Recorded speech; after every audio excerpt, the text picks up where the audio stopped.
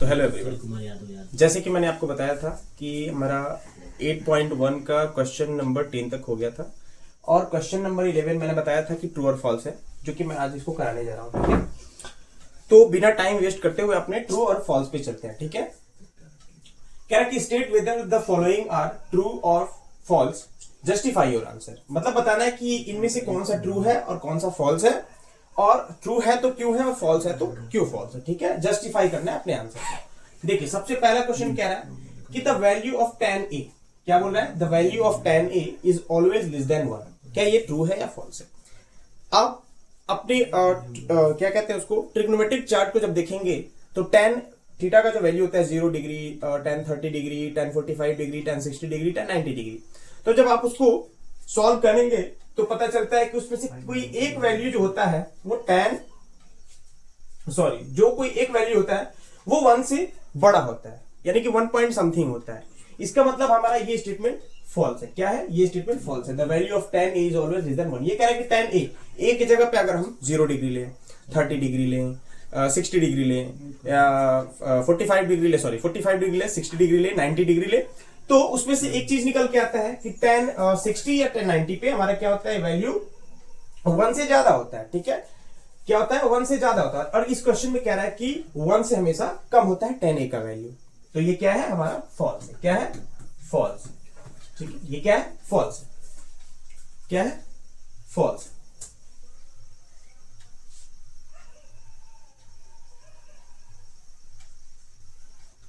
यह फॉल्स। अब आते हैं अपने सेकंड क्वेश्चन पे। कह रहा sec a equal to 12/4, 12/5 for some values of angle a। कह रहा sec a का वैल्यू 12/5 है। बस यहीं से हमारा क्वेश्चन जस्टिफाई हो जाएगा कि सही है या गलत है। देखिए, sec a इक्वल टू क्या है, 12/5। sec a इक्वल टू क्या है, 12/5। sec का वैल्यू होता है क्या है, cos थीटा का रिवर्स, cos यानी कि cos a का रिवर्स क्या होता है, cos a का रिवर्स यानी कि b/h का रिवर्स यानी कि h/b क्या होता है, h/b क्या होता है, h/b। सही बात है। याद रखिएगा, किसी राइट एंगल ट्रायंगल में सबसे बड़ा साइड होता है हाइपोटेन्यूस। क्या होता है सबसे बड़ा?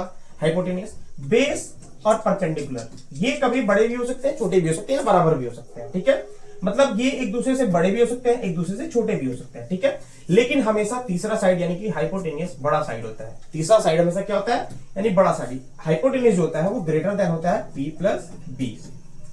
इन दोनों से ही क्या होता है, बड़ा साइड होता है, यानी कि ये सबसे लॉन्गेस्ट साइड होता है। इसको ध्यान रखिएगा, ये सबसे लॉन्गेस्ट साइड होता है। तो सेकंड क्वेश्चन कह रहा था sec a इक्वल टू 12/5। बिल्कुल सही कह रहा था, क्योंकि हाइपोटेन्यूस यहाँ पे बड़ा है और बेस हमारा छोटा है। सही कह रहा था कि एंगल a के लिए ये क्वेश्चन सही हो सकता है, यानी कि हाइपोटेन्यूस लॉन्गेस्ट साइड है और बेस हमारा छोटा साइड है। इसका मतलब ये हमारा सेकंड क्वेश्चन क्या है, ट्रू है। क्या है? ट्रू है। सेकंड क्वेश्चन क्या है, ट्रू है। अब आते हैं अपने थर्ड क्वेश्चन पे। क्या कह रहा है, cos A is the abbreviation used for the cosecant of angle A। याद रखिएगा, कोसेकेंट एब्रिविएशन किसका होता है, कोसेकेंट का एब्रिविएशन क्या होता है, कोसेकेंट का एब्रिविएशन होता है कोसेक। कोसेकेंट का एब्रिविएशन होता है कोसेक। क्या होता है, कोसेक। जबकि क्या कह रहा है, cos A, यानी cos की बात। ये कह रहा है कि कोसेकेंट का एब्रिविएशन cos A होता है। क्या होता है, cos A। ये क्वेश्चन में कह रहा है, क्या कह रहा है, cos A होता है, जबकि होता क्या है, कोसेकेंट का एब्रिविएशन कोसेक होता है। क्या होता है, कोसेक। इसका मतलब हमारा थर्ड क्वेश्चन में क्या है, फॉल्स।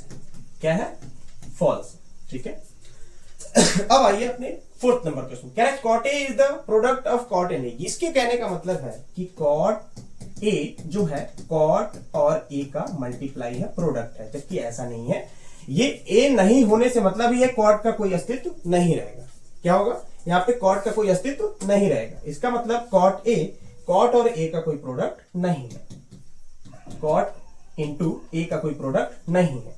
cot का अस्तित्व तब तक है जब तक उसके साथ A है, क्योंकि A हमारा ये एंगल को रिप्रेजेंट करता है ना, तो इसके साथ A हमेशा रहेगा। यहाँ कोई प्रोडक्ट की बात नहीं हो रही है। इसका मतलब ये हमारा क्वेश्चन क्या कह रहा है, क्वेश्चन कह रहा है कि cot A is the product of cot A। ये हमारा क्वेश्चन क्या है, फॉल्स है। क्या है, फॉल्स। ये कह रहा है कि cot और A का प्रोडक्ट होता है, जबकि ऐसा नहीं है।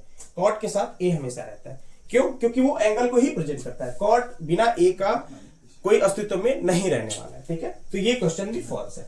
अब आते हैं अपने क्वेश्चन नंबर 5 पे। कह रहा sine theta equal to 4/3 for some angle theta. यही सम समझ लेते हैं। साइन थीटा क्या दिया है, साइन थीटा क्या दिया, 4/3 क्या दिया है, 4/3। साइन का वैल्यू क्या होता है, p/h। मैंने आपको बताया था ना कि हाइपोटेनियस लॉन्गेस्ट साइड होता है। क्या होता है, हाइपोटेनियस लॉन्गेस्ट साइड होता है। जबकि हाइपोटेनियस यहाँ पे क्या दिया, 3 और परपेंडिकुलर दिया है 4। मतलब हाइपोटेनियस को यहाँ छोटा कर दिया है, परपेंडिकुलर को बड़ा कर दिया। जबकि ऐसा नहीं होता है। क्यों, क्योंकि हाइपोटेनियस हमारा सबसे लॉन्ग साइड होता है। और ये क्या होता है, ये गलत दे दिया है। यहाँ पे हाइपोटेनियस को छोटा कर दिया, परपेंडिकुलर को बड़ा कर दिया है। तो ये क्या है, ये भी फॉल्स। क्या है, ये भी फॉल्स। ठीक है, तो यहां तक हमने समझा। यहाँ पे हमारा एक्सरसाइज 8.1 खत्म होता है। हम अपने नेक्स्ट वीडियो में एक्सरसाइज 8.2 तक बढ़ेंगे। इसमें अगर कोई डाउट हो तो आप हमें कमेंट में जरूर बताइएगा, और एक बार आप इसको क्या करिए, थोरोली रिवाइज कर लीजिएगा। क्लास चैप्टर 1 क्वेश्चन नंबर 1 से लेकर के क्वेश्चन नंबर 11 तक, इंक्लूडेड विद दिस पर्टिकुलर क्या कहते हैं इसको, ट्रू और फॉल्स। ठीक है, इसको आप अच्छे से रिवाइज करिएगा, अच्छे से पढ़िएगा, ताकि आपको कॉन्सेप्ट बेस पे नॉलेज हो। ठीक है, बाकी अगर कोई प्रॉब्लम हो तो आप कमेंट कर सकते हैं। Thank you.